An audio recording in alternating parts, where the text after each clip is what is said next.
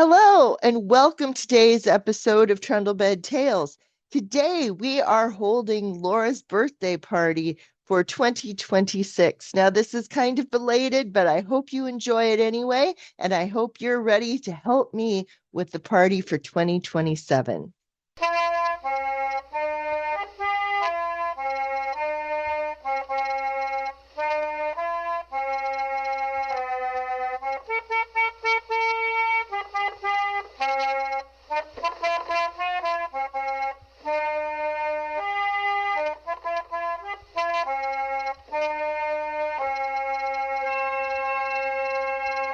Welcome to Trundlebed Tales, the podcast about Laura Ingalls Wilder, historic foodways, one-room schools, and other social history. This is Sarah Utoff, the host and creator of Trundlebed Tales. Find us all around the web under Trundlebed Tales and on your favorite social media platform. If you listen or just have an account on a podcast system, please leave positive feedback because it helps people find the show. And if you want to reach out, you can get me all over on social media, or you can email me at info@trundlebedtales.com. Where can you find this podcast? It's available on Apple Podcasts, Spotify, iHeartRadio, Amazon Music, Audible, Podchaser, Boomplay, YouTube, and Podbean. If you find it someplace else, please let me know and I will add it to the list. Now, this has been a bit of a bumpy couple of years for the podcast because even though we have been doing this for a really long time now, we started out in 2011 to become your favorite Laura Ingalls Wilder podcast. This last year I had some major tech problems and I ended up just having a couple episodes the whole year. I think I've got the tech stuff figured out now. At least I hope so. And I've been able to get a what's going on this month episode done for January and February. And I have one recorded for March, which hopefully will be up before we do this. And I've been doing this stuff for a long time. There have been gaps over the years for various reasons, but I'm always hopeful that this time will be the time that a gap doesn't come up. So hopefully that'll be true. Now, I've done a Laura Ingalls Wilder birthday party online since I started the podcast. Usually on Laura's birthday, sometimes I'd wait till the weekend around it. It sort of depended. And part of that was because it's just so hard to plan anything in February in Iowa. It's a terrible idea. Sometimes you'll be perfectly fine.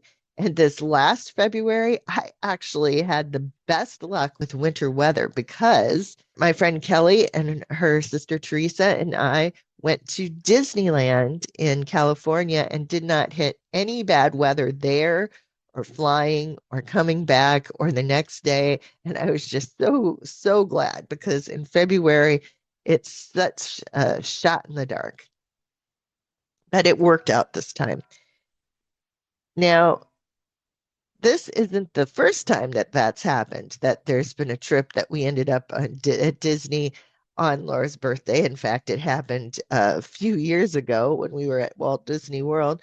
And then there have been a couple other missed episodes, like the year when my microphone did something really strange. So I talked for an hour and people heard the sound effects and stuff I played, but did not hear me. So I was talking by myself for an hour about Laura and nobody called in because they couldn't hear me. And somebody did try and call in, and even then, they still couldn't hear me, and I couldn't hear them. So that was a fun one. I got all the way through before I realized there was nothing there. Super fun. So I think it's fair to say most years we do something online for Laura's birthday. Now, I will also say that we have traditionally done it. The first couple times I did an online birthday party, we talked about birthdays in the early 1900s and that kind of thing. And then I decided that the thing that would make it a party be having other people calling in and saying their Laura stories. And I really think it was the best use I made of the call-in feature all year. I am somewhat hopeful that by next year I'll be able to come up with some kind of substitute for that. I normally would invite in one or two people to call so I knew ahead of time somebody was calling. But I think the best ones that I've gotten calling in are just people who just took it upon themselves to call. And I'll be very sorry if I've lost that facility permanently, but the system I was using closed down and none of the other ones have that built in. So we will just have to see how that goes. So I normally give out a list of questions and then talk about, ask people to tell their favorite Laura story with a couple of things to get you started. Like, how did you get interested in the Laura books? What's the most Laura thing that you learned to do? What is your favorite book? Where have you gone on a trip because of Laura? Just stuff like that. And I thought I would tell you some of mine today. And we're doing this a month off. So this is March 7th instead of February 7th, but it's when I got the thing recorded. So we're going to go with it. Being able to record anytime has not especially helped with my schedule getting these things done, but we'll see how it goes. So the first question I had is, how did you get interested in the Laura books?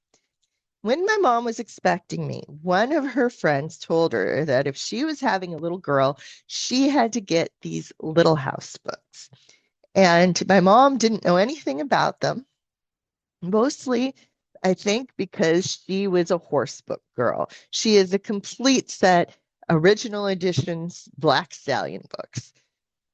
There is a couple of shelves out in my Laura building that are just horse books. She loved horse books.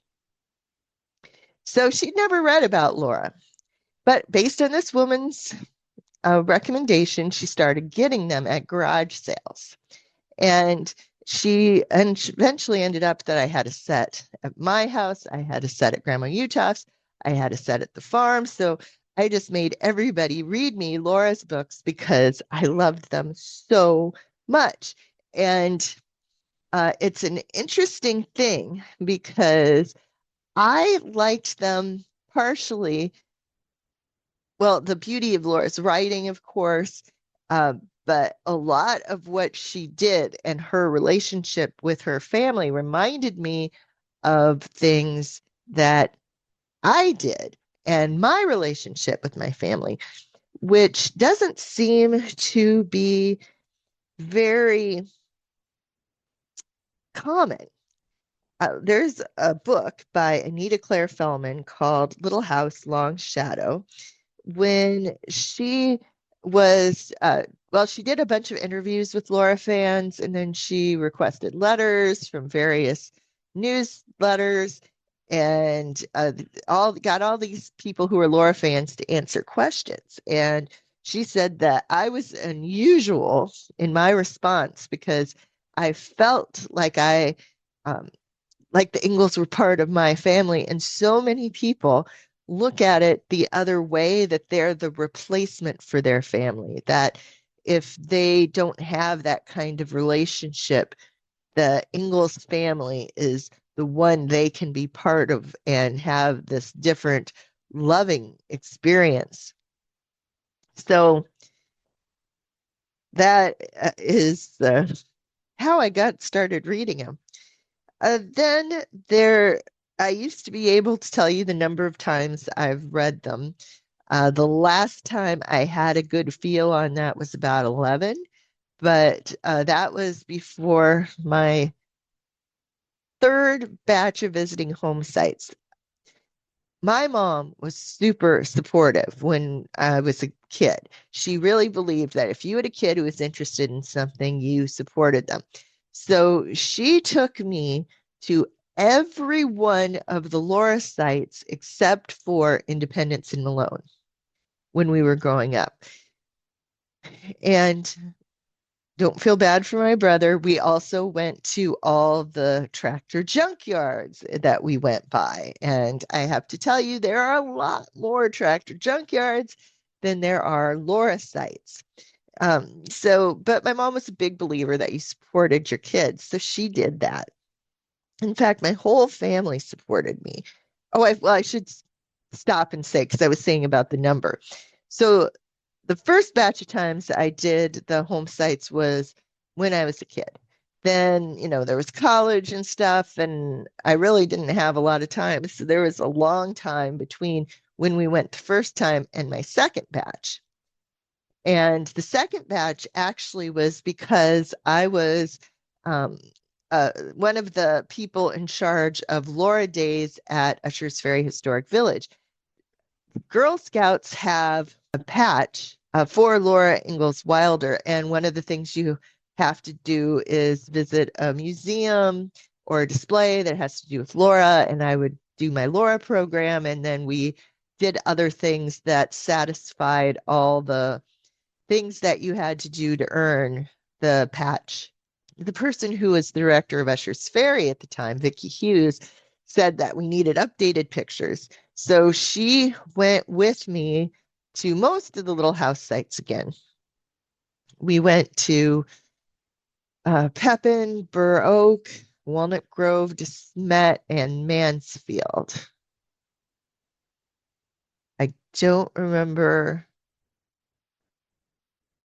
We didn't go to Independence, and we didn't go to Malone. I think those are the ones we went to. So I went through that, and then the first few years I was working, I really got out of it again. Not that I wasn't interested in Laura, but that I didn't have time for trips. And then I got a little more settled, and I started hitting the Laura sites again. Almost every year I go to at least one. And when I'm going to a Laura site that has a book written about it, I read that book. So I have been to Pepin many times. So I have read Little House in the Big Woods many times. And I don't get, well, I get to DeSmet, but there's 5 books on DeSmet. So it gets to be an uneven amount. It used to be I would start reading, I'd go all the way through, even if I switched houses. So I was different copies of the same book till the end. And I don't do that anymore. So I have no idea how many times I've read them. Let's see. Oh, I was going to talk about how family supported me. As I said, my mom really supported me with trips. And my grandpa Utah made me this little covered wagon. And I still use it in my programs today, although he's been gone a really long time now. But I have a display of Laura stuff I put out. And one of the things that I put out is this covered wagon. And it means a lot. My grandma Utah made me this little bitty Laura doll, which I loved. And my granny made me a Laura dress. And for my birthday party when I was 9, we did a Laura theme. And for my birthday cake, we had the Laura's wedding cake recipe from Little House in the Big Woods. I did a 4-H projects for it. I did a sourdough one. I did a plum jam one. I did a quilt one. So there was just a lot of stuff that I learned to do because of that. I also learned a bunch of stuff because Laura did it, or it was related to the family, but they were things that Laura did. So things I learned how to do were cook on a wood cook stove. In fact, I've got a couple posts in my blog and a video showing you the parts of the stove about that. Strip feathers. That actually ended up being a 4-H presentation too. If you're going to have a feather pillow quite often, instead of it just being a whole bunch of feathers, you strip the little furry things off the sides part of the individual feathers and take out the little, well, stick thing in the middle they're stuck to. And I did a thing about that. We raised bottle calves and bottle lambs. I don't miss bottle calves all that much because they were. I should tell you that both calves and lambs have this native instinct to butt if they're thirsty. Because if you're dealing with an udder and you butt it, it makes the milk come out easier, is I guess the simple way to explain it. But if you're there holding a bucket that you're trying to get it to drink out of and it starts butting, it's not fun. And even lambs, when you're feeding them the bottle, they'll move their heads like they're butting. But I loved the lambs. I loved having bottle lambs in the house. And I'm very sorry we don't get to do that anymore. Let's see. Raised chickens. My grandmother always raised chickens, and we always helped with that. We used a ringer washer. I've got a video on that too about how we did it. And it was just a whole bunch of Laura themed stuff. Another big story that I tell people is from when I was first in 4-H. Now, our family has been a big 4-H family since my mother was a little girl. And one of the things that we have always been good at is 4-H presentations. Now, I should say that I truly believe 4-H is the best youth program there is. Period. There's no question. With two provisos, you have to have supportive parents and you have to have a good leader. And if both those things aren't true, you will not have a good experience. But if those two things are, you're going to learn more from 4-H than you will from any other organization. And one of the things I learned how to do was to do a presentation. And although how I do a presentation today is different from how I learned to do it then, there is a whole bunch of things I learned then that I still use. How did I decide to do a 4-H program on Laura? Well, I decided that I was going to do my first one, and the first one was actually my mom's idea that I put together was one on pumpkins. Want to see magic? Just give this a try. Bake up a pumpkin, bread or pie. Take it out of the oven, all spicy and hot. One moment it's there, and the next it's not. So I did a whole bunch of stuff on the history of pumpkin and all that stuff. So that was my first first formal 4-H presentation. And when we were walking outside of Montgomery Hall on presentation night, because at that time, sadly, at least in this area, we don't have enough people competing that it's worth it to have an entire night. But when I was a kid, you had a presentation night where people would there'd be like 4 rooms going, and they would have like 8, 10 presentations going on in each room, and there'd be a couple different sessions during the day. It used to be a big deal. And yes, I did get a state fair presentation. And yes, I got a gold seal of excellence at the state fair, though not for my Laura program. Anyway, so when we were coming outside of Montgomery Hall, and my mom said, you should do a program on Laura Ingalls Wilder. And the clouds parted and the sun shined down. And I was like, oh, yes, I need to do a program on Laura. I started learning even more about her. And we went back to some of the home sites to get photos.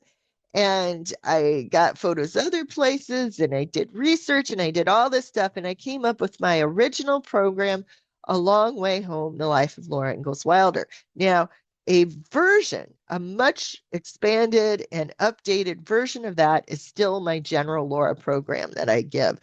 But that was where the original one started from. And so I had this program, and that was pretty much it. Because normally, when you finish a 4-H program, you do not continue to do it after you've got advanced as far as you're going to. You just don't. I have not ever given my pumpkin one again. I had one on Iowa agriculture, and that one actually I've continued to update and is also in the programs I give. But those are highly unusual that would be a kind of thing that came up. I haven't done my one on County history again. I haven't, I mean, you just don't do that. So I had kind of checked the box. I had the program together, and that's it. And then I saw an article in the Cappers Weekly done by this man named Al Capper, who also did the Missouri Ruralist, if you know that that's where Laura started publishing articles. They were both his paper, and there's a whole bunch of political stuff behind that you do not care about. But anyway, Cappers Weekly was a weekly newspaper. It's a little more like a magazine. It was kind of thick. It was on newsprint, but instead of the shiny glossy magazine paper, and there would be all sorts of interesting articles on people, on trends, on food, on how things are done. One day I was reading that, and there was an article in there by a woman named Helen Burkheister. Now, Helen Burkheister had written a book called Netta, Laura's Friend, which was a book, as far as I know, the only book that's been written about Netta Seal, who was her and her husband Silas were Laura's young friends who drove them to Detroit when they went, and they took a couple other trips together, and they'd go into each other's houses for supper, that kind of thing. It said it was all about this woman, Helen Burkheister, giving presentations. And I actually have heard her give a presentation. She's since passed on, but I heard her give one. But at the time I saw this article, I hadn't. And I thought, if she thinks she knows about Laura, I think I know at least as much as she does, which was actually probably pretty fair. They weren't the same things. One thing, she had made very good friends with Netta, and she had some things in her collection that Laura owned. I will say that I think she had a slightly less expansive, even better Laura collection than I have. Now, the last I heard about it, and I have not heard about it for a long time, was her collection was in this place they called the Stone House down in the Quad Cities. And I got to see it one day when her daughter was taking people in there for a Laura camp, which was not good. But I got to see her collection, and it really was fascinating. And I want to know what happened to that collection. But anyway, I saw that about her and how she had done these programs for different people. And as I say, I go, well, if she's just somebody from Iowa who knows about Laura and she gives programs, why can't I? So that really inspired me to start getting my 4-H presentation out and offering to give it to different places. And I did it for museums and schools and libraries. And then eventually I got on the Humanities Iowa Speakers Bureau, where I still am. And so I travel all over the state talking about Laura, and I've done presentations at the home sites. I've done presentations out of state for various things. So I really have gotten to do a lot of presentations all over the place, and that is because of Laura. See, I have been doing my website and my blog since 2007. I've been doing my podcast since 2010. What's my favorite Laura quote? It's not Susan's fault she's only a corn cob, because I use that a lot when I am irritated with somebody. I say to myself, it's not Susan's fault she's only a corn cob. That's Little House in the Big Woods. And I do. I say that an awful lot. And then the other one, Laura didn't really write, but she always used, well, I guess I shouldn't say always, autograph albums. They were little books, a couple ways to do it. You could just have famous people sign it. You could have your friends sign it. And there were these little sayings that translated around. And it would be like, if I don't know that they're still doing this, but when you did yearbooks, you used to do that, right? These little things in it, like too good to be forgotten, things like that.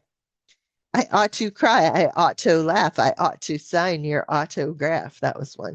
But the one I always use is in memory's golden casket, drop one pearl for me. And I always like to use that. Now, like I said, Laura didn't come up with it, but apparently she used it. I like it. So whenever I have to sign something for an autograph album or a memory book of any kind, I like to write that. And then Ellen Montgomery always would draw this little bitty ink cat. So it's like a filled in circle for the head, filled in oval for the body, two ears and a tail. And I put that next to it too. Which book design is my favorite? Which edition do I like best? I would say the first Garth Williams edition hardback or the first Garth Williams paperback. And that is because of the work of Helen Gentry. Helen Gentry was a book designer who did art books. And I haven't been able to dig up information on why she was working for Harper's to do this, but she took Garth Williams' art and she took the design of how things are done and just did it so beautifully. I have a whole program on book design in the Little House. And those ones that were the yellow backs and the blue backs, they have that design. The ones that are later, they are so churned out, so just stuck there. It's just sad how bad they are in comparison. All right.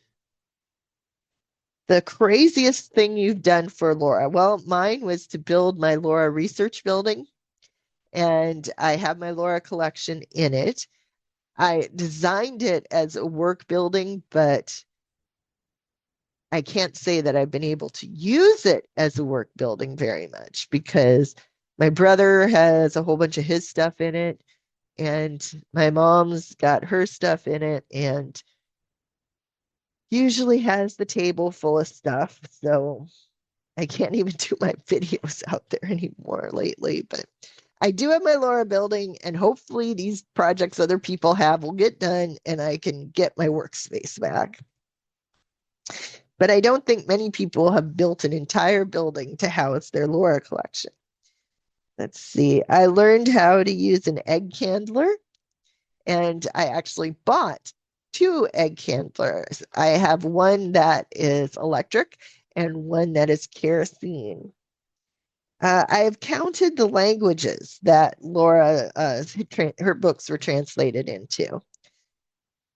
I have a long list, and you'd always see Harper Brothers numbers, and they change and they go down, and it really isn't true. There's a pretty long list.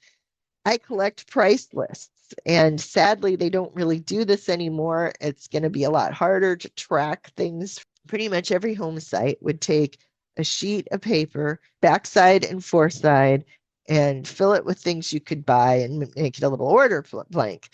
And I collect those. So I have good runs of what the home sites were selling, at least as their core collection, all the way through. And one of my goals is to get as many things as possible from the earliest one of these price lists that I have. And I am trying very hard to get all those. I've got most of them now. And I bought a shingle to Rocky Ridge Farm. I was down at Mansfield with Vicki Hughes on that trip. and they were taking the roof off of Rocky Ridge and putting a new roof on. And they were selling the old shingles. And I was like, oh my God, you mean I can take a piece of Rocky Ridge home with me? And they were like, yeah, sure. It was something like, I don't know, dollar 50 cents, something like that. So I do indeed have in my Laura building a shingle off of Rocky Ridge. So let's see. My most Laura moment. And my most Laura moment was when we were at DeSmet, and we were there for the New Perspectives Conference, which is one of, well, it was the first conference done at a home site town. And really, it was kind of a small conference. It was really well done. Nancy Cleveland was the main one involved in setting it up, and there were other people. And it really was, I think, in a lot of ways, an important Laura conference. And I got to talk at it. So I'm wearing one of my first professional outfits I got after I got the library job, and it had a long skirt. And we had stayed longer at the one-room school. If you've never been to the Ingalls Homestead, they at one of the barns collect people to go on a wagon, and then they take that wagon and ride down to the one-room school, and then they do a thing in the one-room school and turn around and drive you back up to the barn. And we'd stayed a little longer asking follow-up questions and things because one-room school is kind of my deal. Though actually, you don't care. You don't care. But anyway, we'd stayed behind asking questions. And so the wagon had gone already, and we decided to walk up. And instead of walking along the path where the horses went, we went out on the dirt road that's right by the Ingalls Homestead. And we were there, and there was like nobody around because there's a hill from there that blocks off most of what you would see from the Ingalls Homestead. And there weren't, and it was, you couldn't see the town. Another hill was kind of blocking that. There was stuff from water plants and things around. You could see all sorts of prairie things and stuff around. And it was a little dusty, and the wind was blowing, and the sun was nice. And it was just the feeling like I felt I had walked into the books. It was really odd because my mom said she felt the same thing. It was like we were walking on Laura's road, someplace where Laura would have walked. And we were there by ourselves. I was wearing my long skirt. I was wearing pumps, which were sort of along the lines of the type of shoes she would have had. And we were walking up the hill, and it was just like I was in the books. It was the most magical Laura thing I've ever had happen. And I hope there is a magic Laura thing that you've gotten to do too, and that you will let me know next year, hopefully on February 7th, when I will be doing Laura's birthday party again. Thank you for joining us on Trundlebed Tales, your favorite Laura Ingalls Wilder podcast since 2011, with host and creator Sarah Utoff, editor Sarah Utoff, producer Sarah Utoff, aka It's Just Me.